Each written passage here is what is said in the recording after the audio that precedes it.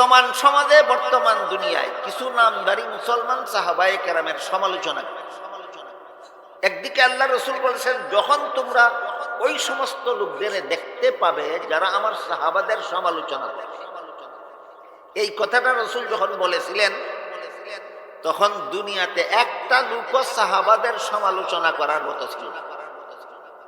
এই জন্য বলেছিলেন, ইদারা আইতু, তোমরা যখন দেখবে ওই সমস্ত লোকদের যারা আমার সাহাবাদের সমালোচনা। বুঝে থাকতে বলুন, এই কথাটা রসুল যখন বলেছিলেন, তখন কি সমাজে সাহাবাদের সমালোচনাকারী একটা লোক ছিল না। এই জন্য বলেছিলেন, ভবিষ্যতে যখন দেখবে তখন তাদেরকে বলে দিও এদের উপর আল্লাহর লানত। তাইলে রসুল এই কথা বলার কতদিন পরে সাহাবা সমালোচকের আবির্ভাব হইল? কার দ্বারা সাহাবা সমালোচনার সূত্রপাত হইল, কখন হইল, কেন হইল, কিভাবে হইল? অনেক লম্বা ইতিহাস। রাসূলের পরে রাসূলের প্রথম খলিফা হলেন হযরত আবু বকর সিদ্দিক রাদিয়াল্লাহু আনহু। আবু বকর সিদ্দিক রাদিয়াল্লাহু আনহুর পরে রাসূলের দ্বিতীয় খলিফা হলেন হযরত উমর ফারুক রাদিয়াল্লাহু আনহু। এই তিন যুগ, রাসূলের যুগ, আবু বকরের যুগ, উমরের যুগ, এই তিন যুগ পর্যন্ত দুনিয়াতে কেউ সাহাবাদের সমালোচনা করার সাহস করতে পারে না। এরপরে যখন হযরত উসমান রাদিয়াল্লাহু আনহু রাসূলের তৃতীয় খলিফা হলেন, তখন ওই যুগের কোনো মুসলমান নয়, ওই যুগের কোনো সাহাবা নয়, ইয়ামান দেশের একটা ইহুদি নাম ছিল তার ইবনে সাবা, আব্দুল্লাহ ইবনে সাবা, সংক্ষেপে বলা হয় ইবনে সাবা।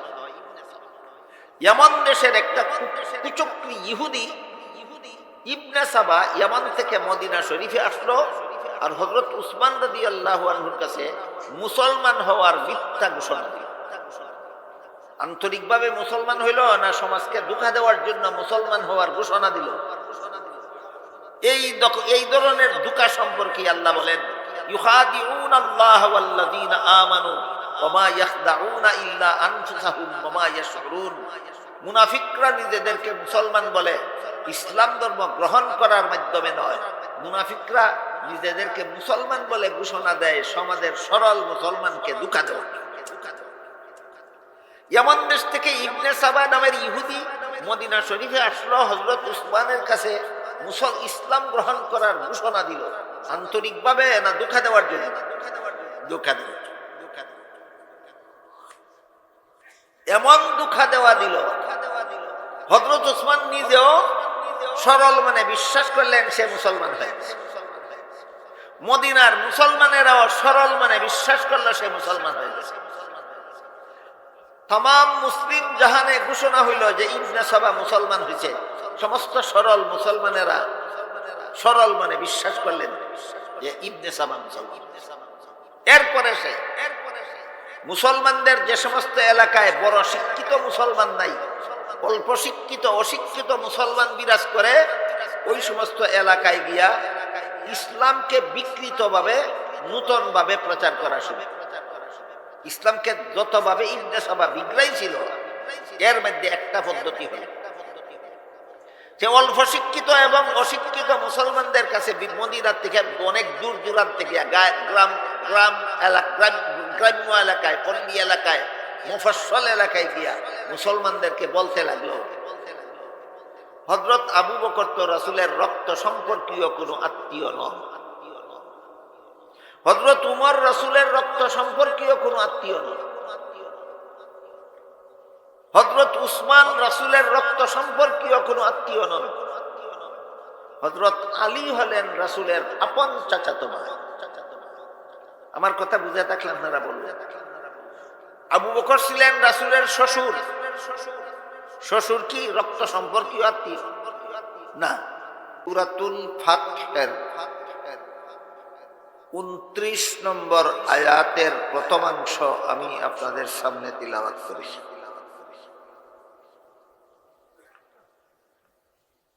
এই আয়াত আল্লাহ পাক রব্বুল আলামিন নাযিল করেছিলেন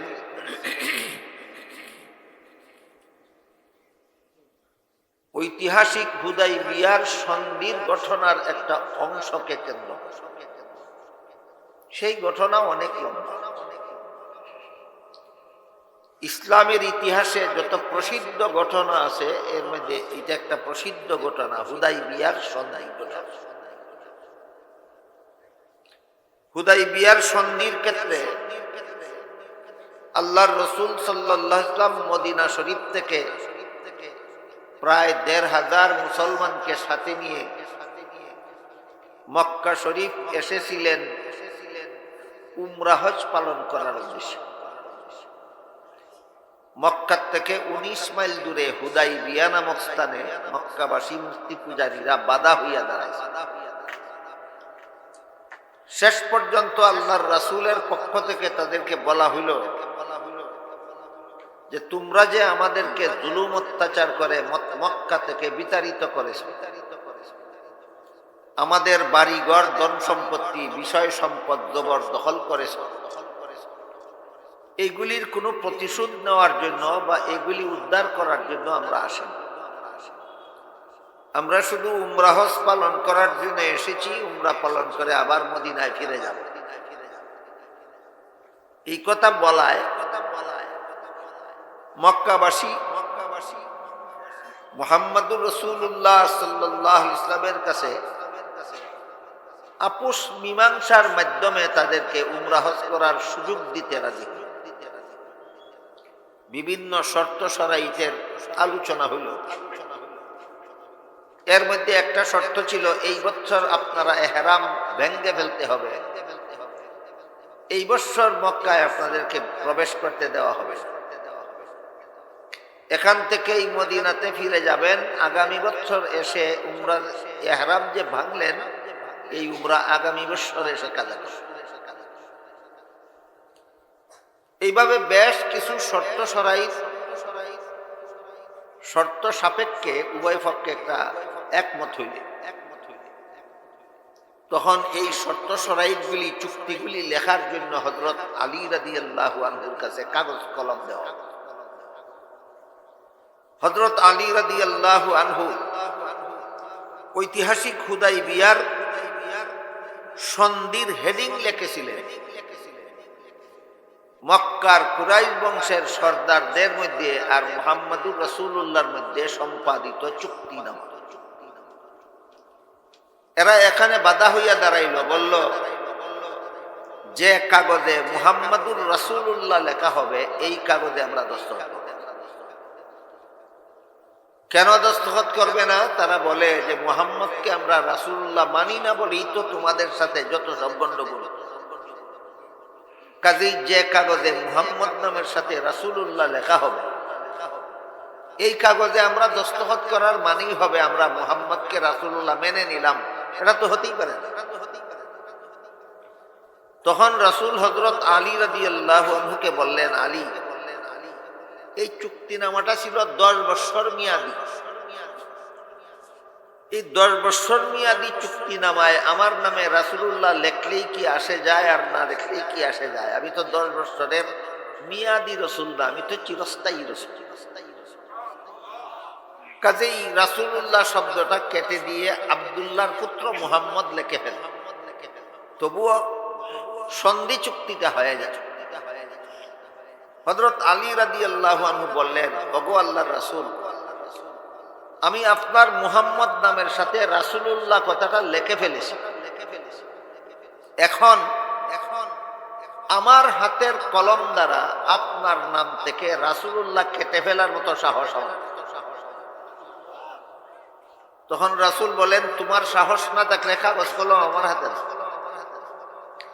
রাসূল নিজের হাতে কাগজ কলম নিয়ে নতুন ভাবে লিখলেন, মক্কার কুরাইশ বংশের সর্দারদের মধ্যে আর আব্দুল্লাহর পুত্র মুহাম্মদের মধ্যে সম্পাদিত চুক্তিনামা। এই যে তারা যে আমাদের নবীর নাম থেকে রাসূলুল্লাহ শব্দ বাদ দিতে বাধ্য করবে, এতে সমস্ত সাহাবায়ে কেরাম মনে বড় ব্যথা পাইলেন। তারা ভাবতেছিলেন যে যারা মুহাম্মদ নামের সাথে যারা রাসূলুল্লাহ লিখতে দেয় না, এদের সাথে আপোষ করার কি দরকার ছিল? যুদ্ধ করলেই সব মীমাংসা হয়ে যেত। এর আগে যত যুদ্ধ তারা করেছে কোন যুদ্ধে বিজয়ী হতে পারে। কাজে এখানেও যদি আমরা মুহাম্মদ নামের সাথে রাসূলুল্লাহ লিখবো, এতে তারা মানলে মানলো, না মানলে যুদ্ধ হবে, যুদ্ধ তো বিজয়ী আমরাই। কিন্তু যেখানে আল্লাহর রাসূল হুকুম দিয়েছেন, রাসূলের হুকুমের বিরোধিতা করার তো মুমিনের কাজ নয়, সাহস নাই কোনো মুমিন। এই জন্য মনে মানে না, তবুও সাহাবায়ে কেরাম রাসূলের সিদ্ধান্ত মেনে নিয়ে মুহাম্মাদুর রাসূলুল্লাহ না লেখে আব্দুল্লাহর পুত্র মুহাম্মদ লেখে এতেই দস্তখত করতে তারা বাধ্য হইল। ঘটনা বুঝে থাকলে বলুন, খুশি মনেই বাধ্য হলেন না মনে দুঃখ নিয়ে? দুঃখ ভরা ক্রান্ত হৃদয়ে ১৫০০ সাহাবায়ে কেরাম এই রসুলের হুকুম মেনে নিলেন, কিন্তু মনে তাদের দুঃখ রইল।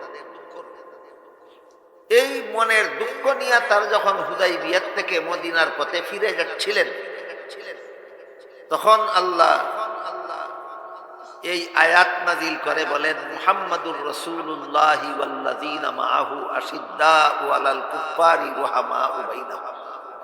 অর্থাৎ হে মুহাম্মাদুর রাসূলুল্লাহর সাহাবাগণ, একটা বিশেষ কৌশলগত কারণে হুদাইবিয়ার সন্ধিতে মুহাম্মদ নামের সাথে রাসূলুল্লাহ লিখতে দিল না তারা। রাসূলও মেনে নিলেন, রাসূলুল্লাহর পরিবর্তে আব্দুল্লাহর পুত্র লিখে নিলেন। এতে তোমাদের মনে দুঃখ? 10 বছর মেয়াদী চুক্তি নেওয়ায় মুহাম্মাদুর রাসূলুল্লাহ লিখতে না দেওয়ায় তোমাদের মনে দুঃখ? আমি চিরস্থায়ী কুরআনে মুহাম্মাদুর রাসূলুল্লাহ উল্লেখ করে দিলাম। এই হলো এই আয়াতে মুহাম্মাদুর রাসূলুল্লাহ বলার শানে। ওরা 10 বছর মেয়াদী চুক্তিনামায় মুহাম্মাদুর রাসূলুল্লাহ লিখতে দিল না, এই জন্য আল্লাহ যে কোরআন কিয়ামত পর্যন্ত দুনিয়াতে থাকবে, এই কোরআনে আল্লাহ উল্লেখ করে দিলেন মুহাম্মাদুর রাসূলুল্লাহ। সাথে সাথে বলেন ওয়াল্লাযীনা মাআহু, আর মুহাম্মাদুর রাসূলুল্লাহর সঙ্গী সাথী যারা। আমি আশা করি আপনারা সবাই বলতে পারবেন মুহাম্মাদুর রাসূলুল্লাহর সঙ্গী সাথী কারা? মুহাম্মাদুর রাসূলুল্লাহর সঙ্গী সাথী যারা,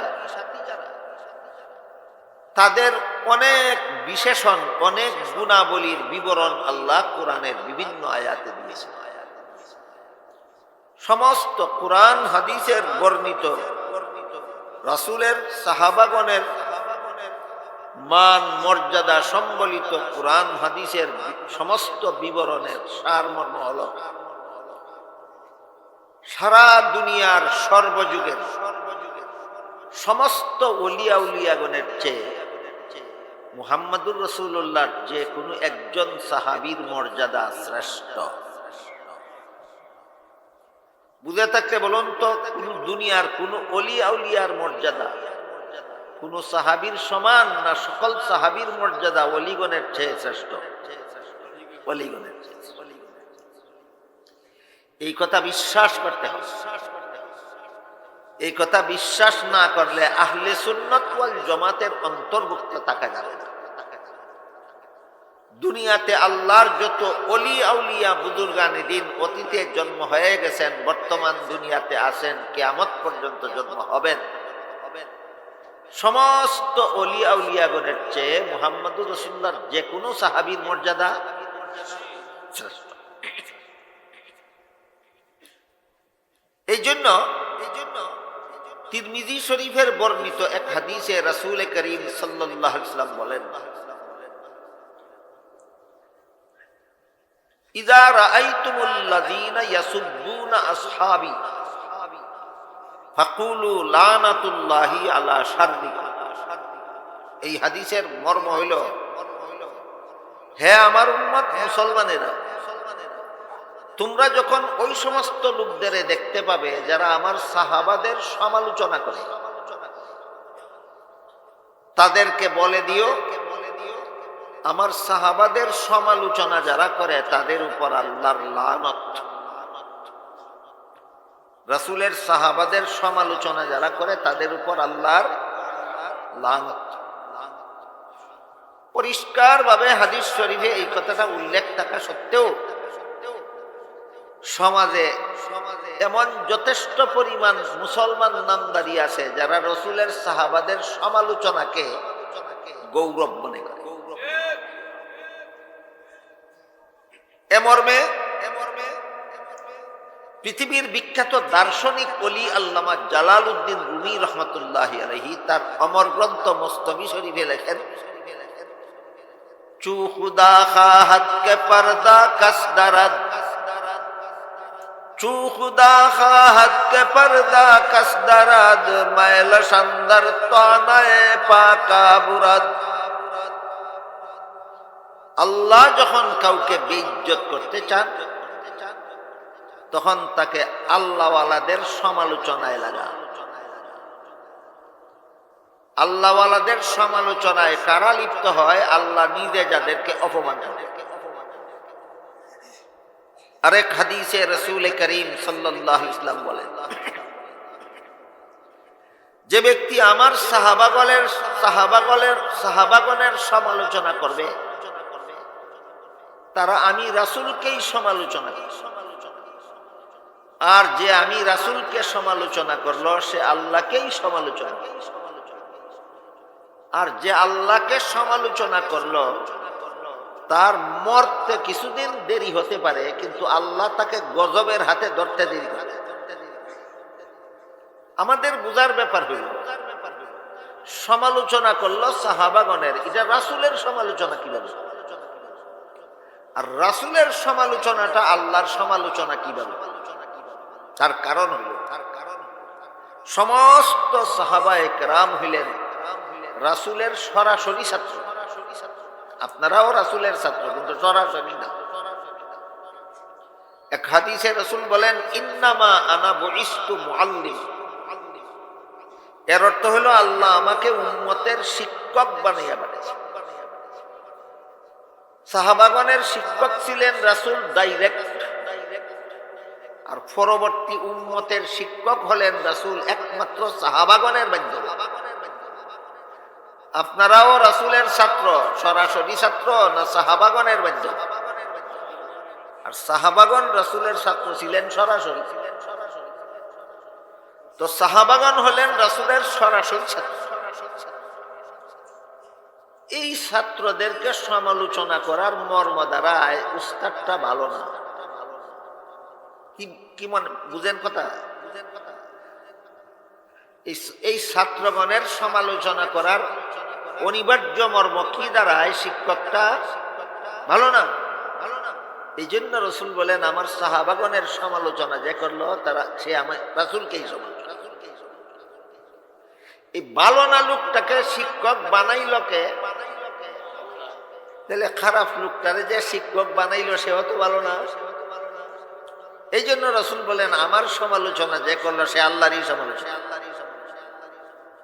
আর এভাবে যারা সাহাবাগণের সমালোচনা করে, রাসূলের সমালোচনা করে, আল্লাহর সমালোচনা করে, আল্লাহর রাসূল বলেন এদের মরতে কিছুদিন দেরি হতে পারে, কিন্তু আল্লাহ এদেরকে গজবের হাতে ধরতে দেরি হবে।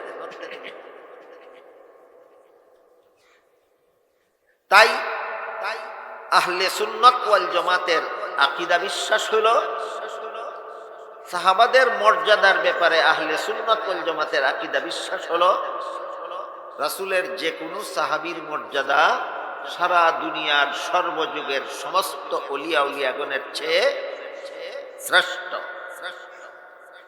আর একটা আকীদা বিশ্বাস হলো, এই জন্যই রাসূলের কোনো সাহাবীর সমালোচনা হারাম, কোন সাহাবীর সমালোচনা হারাম। আমরা এবার একটু বোঝার চেষ্টা করি হারাম কেন, হারাম কেন। এবার আল্লাহ পাক রব্বুল আলামিন পবিত্র কোরআনের আরেক আয়াতে বলেন, ইন্নাল্লাযীনা ইয়াগুদ্দুনা আসওয়াতাহুম ইনদা রাসূলিল্লাহি উলাইকাল্লাযীনা ইমতাহানাল্লাহ উলাইকাল্লাযীনা ইমতাহানাল্লাহু কুলুবাহুম লিত্তাকওয়া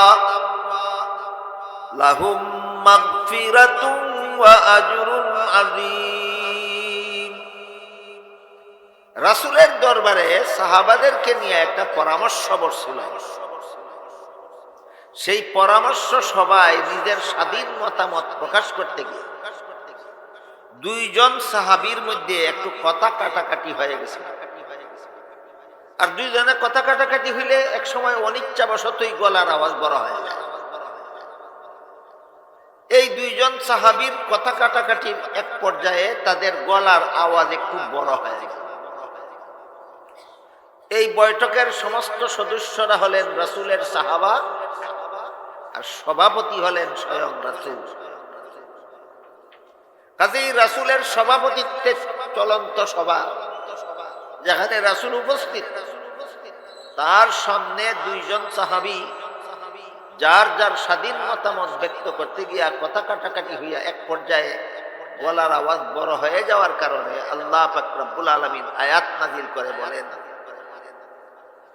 ইয়া আইয়ুহাল্লাযীনা আমানু লা তারফাউ আসওয়াতাকুম ফাওকা সাওতিন নবী ওয়ালা তাজহারু লাহু বিল কওলি কাজহরি বাযিকুম লিবাযিন আন তাহবাতা আমালুকুম ওয়া আনতুম লা তাশউরুন। দুইজন সাহাবীর গলার আওয়াজ বড় হওয়াকে কেন্দ্র করে আল্লাহ আয়াত নাযিল করে বলেন, হে মুমিন মুসলমানেরা, নবীর উপস্থিতিতে তোমরা উচ্চস্বরে কথা বলবে দূরের কথা, স্বাভাবিক আওয়াজেও যদি কথা বলো, আর তোমার গলার আওয়াজটা যদি নবীর বিরক্তির কারণ হয়, তাহলে নবীর সাথে এমন চরম বেয়াদবি হবে যে বেয়াদবির কারণে তোমার সারা জিন্দেগির সমস্ত বন্দেগী বরবাদ হয়ে যাবে, অথচ তুমি টের পাবে। এই আয়াত নাযিল হওয়ার পর ঘটনা কজন সাহাবীর ছিল? দুইজন সাহাবীর ব্যাপারে এই আয়াত আল্লাহ সমস্ত মুমিনদের উদ্দেশ্য করে নাযিল করার পর সমস্ত সাহাবাগণের অবস্থা এমন হইল যে তারা কেউ কোনোদিন রাসূলের দরবারে গেলে রাসূল কোনো কথা জিজ্ঞাসা করলে এত আস্তে জবাব দিতেন, অনেক সময় রাসূল বুঝতেই পারতেন। তাহলে সাহাবাদের থেকে যে ভুলটা হয়ে গেছিল, আল্লাহ সতর্ক করে দেওয়ার পরে তারা অসতর্ক রইলেন না, সতর্ক হয়ে গেল। আপনাদের জিজ্ঞাসা করলে আপনারা বলবেন 16 আনা সতর্ক হয়ে গেল, আমি বলি 17 আনা সতর্ক হয়ে গেল। কিভাবে? যদি এত আস্তে কথা বলতেন যে রাসূল বুঝতে পারতেন, তাইলে বলা যেত 16 আনা সতর্ক হয়ে গেছে। আল্লাহ সতর্ক করে দেওয়ার পরে সাহাবাগণের অবস্থা এমন হইল যে তাদের কেউ রাসূলের কাছে গেলে রাসূল কোনো কথা জিজ্ঞাসা করলে এত আস্তে জবাব দিতেন যে অনেক সময় রাসূল বুঝতেই পারতেন না। বলেন পরিমাণ মতো নিচু আওয়াজে কথা বলতেন না পরিমাণের চেয়ে বেশি? এটা 16 আনা সতর্ক হইল না 17 আনা? 17 আনা। সাহাবাদের এই সতর্ক হওয়ার উপর সন্তুষ্ট হয় আল্লাহ আরেক আয়াত, সেই আয়াতে আল্লাহ ইন্নাল্লাযীনা ইয়াগুদ্দুনা আসওয়াতাহুম ইনদা রাসূলিল্লাহ উলাইকাল্লাযীনা ইমতাহানাল্লাহু কুলুবাহুম লিত্তাকওয়া লাহুম মাগফিরাতুন ওয়া আজরুন আযীম। আল্লাহ বলেন, নিশ্চয়ই যারা রাসূলের দরবারে আস্তে কথা বলে, এতক্ষণের কথা বুঝে থাকলে বলুন এরা কারা? নিশ্চয়ই যারা রাসূলের দরবারে আস্তে কথা বলে, আল্লাহ এদের অন্তরের পরীক্ষা নিয়েছেন তাকওয়ার ব্যাপারে। পরীক্ষার ফলাফল ঘোষণা করে আল্লাহ বলেন, এরার পরীক্ষার ফলাফল দুইটা। একটা হইল লাহুম মাগফিরাতুন, অতীত জীবনে এদের যত ভুল ত্রুটি গুনাহ খাতা হয়ে গিয়েছিল আল্লাহর পক্ষ থেকে সব মাফ করে দেওয়া। সাহাবাগণের জীবনে কোনো গুনাহ হয় নাই, এই গুনাহ নিয়েই কবরে গেছেন না জীবিত থাকা অবস্থায় আল্লাহ ক্ষমার ঘোষণা দিয়েছেন। সাহাবাগণের সমস্ত ভুল ত্রুটি গুনাহ খাতার ক্ষমার ঘোষণা দিয়েছেন আল্লাহ সূরা হুজুরাতের 3 নম্বর আয়াত। কত নম্বর আয়াত? সূরা হুজুরাতের 3 নম্বর আয়াতে আল্লাহ বলেন লাহুম মাগফিরাতুন, এদের অতীত জীবনের যাবতীয় ভুল ত্রুটি গুনাহ খাতা আল্লাহ মাফ করে দিয়েছেন। এবার বলুন, কারো কোনো ভুল মাফ করে দেওয়ার পরেও সেই ভুলের সমালোচনার যোগ্যতাকে, সমালোচনার যোগ্য থাকলে মাফ হইল, মাফ হইলে সমালোচনার যোগ্য রইল। এই জন্য সাহাবায়ে কেরামের সমালোচনা পরবর্তী মুসলমান উম্মতের জন্য কিয়ামত পর্যন্ত সাহাবাগণের সমালোচনা হারাম। আমি কি বুঝাতে পারলাম সাহাবাগণের সমালোচনা হারাম কেন? তুমি যেই দোষের সমালোচনা করবে আল্লাহ আগেই সেই দোষ মাফ করে দিয়েছেন। আল্লাহ যেই দোষ মাফ করে দিয়েছেন সেই দোষের উল্লেখ করার অধিকার পাইলে কোথা তুমি? এই জন্য তিরমিজি শরীফের বর্ণিত হাদিসে রাসূল বলেন ইযা রাআইতুমুল্লাযীনা ইয়াসুব্বুনা আসহাবী ফাকুলু লানাতুল্লাহি আলা শাররিকুম, হে আমার উম্মত মুসলমানেরা, তোমরা যখন ওই সমস্ত লোকদের দেখতে পাবে যারা আমার সাহাবাগণের সমালোচনা করে তাদেরকে বলে দিও সাহাবা সমালোচকদের উপর আল্লাহর লানত।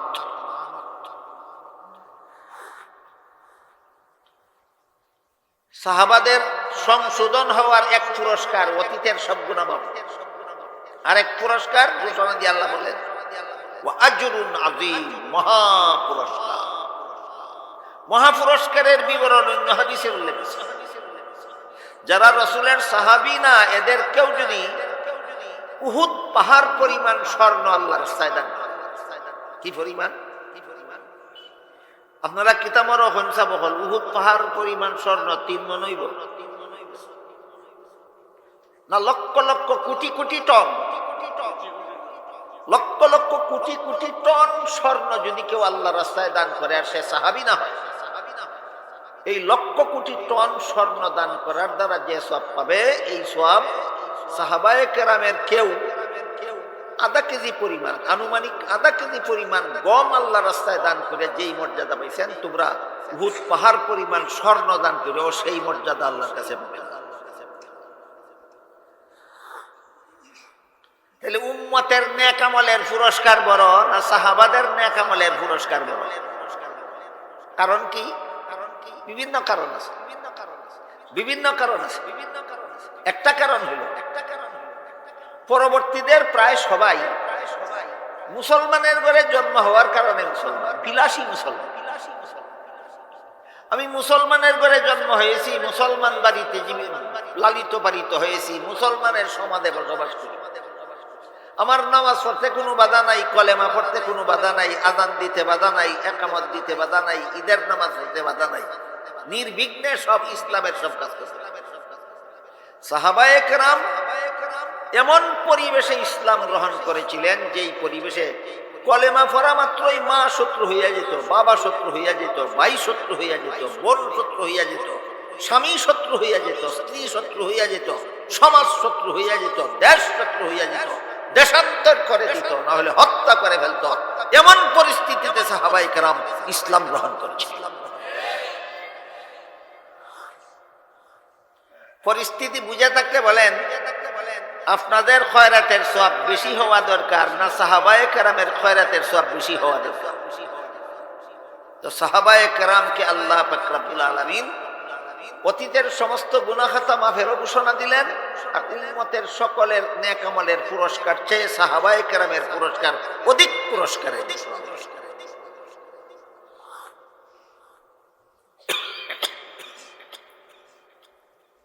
বর্তমান সমাজে, বর্তমান দুনিয়ায় কিছু নামধারী মুসলমান সাহাবায়ে কেরামের সমালোচনা, একদিকে আল্লাহ রসুল বলেছেন, যখন তোমরা ওই সমস্ত লোকদের দেখতে পাবে যারা আমার সাহাবাদের সমালোচনা করে।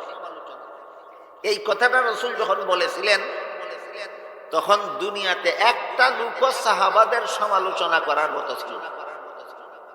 এই জন্য বলেছিলেন, ইদার আইতু, তোমরা যখন দেখবে ওই সমস্ত লোকদের যারা আমার সাহাবাদের সমালোচনা। বুঝে থাকতে বলুন, এই কথাটা রসুল যখন বলেছিলেন, তখন কি সমাজে সাহাবাদের সমালোচনাকারী একটা লোকও ছিল না। এই জন্য বলেছিলেন, ভবিষ্যতে যখন দেখবে তখন তাদেরকে বলে দিও এদের উপর আল্লাহর লানত। তাইলে রসুল এই কথা বলার কতদিন পরে সাহাবা সমালোচকের আবির্ভাব হইল? কার দ্বারা সাহাবা সমালোচনার সূত্রপাত হইল, কখন হইল, কেন হইল, কিভাবে হইল? অনেক লম্বা ইতিহাস।